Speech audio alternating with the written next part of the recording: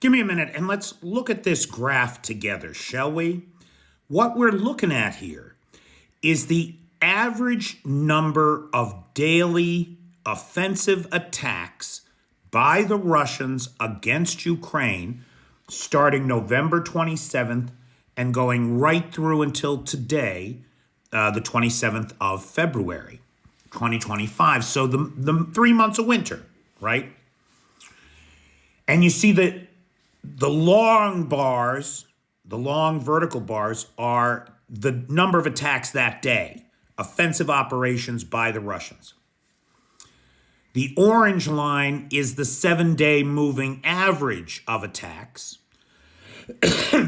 And then that straight line that you see, that's at almost a 45-degree downward angle, is the average number of offensive operations by the Russians over the period. And what we see is that they have halved over the winter. Now, normally in the winter, things come to a stop, but the Russians, they've been pouring it on.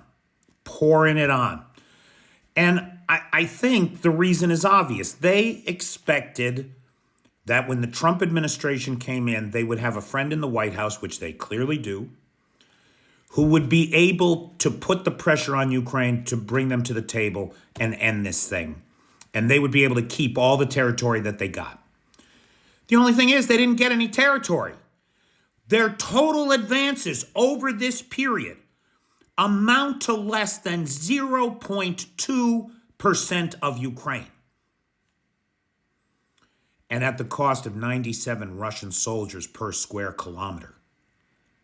Extraordinary losses. Extraordinary. And it shows in the fact that the pace, the momentum of the Russians has ground to a halt now.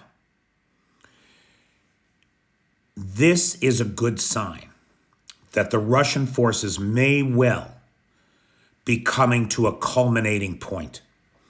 If Ukraine can hold on, there is every potential for a spring offensive that will smash these lines and drive the Russian aggressor out of the territory of Ukraine, making Trump and his blackmail and so-called peace negotiations unilaterally irrelevant to the conflict. Keep your fingers crossed. If you pray, pray.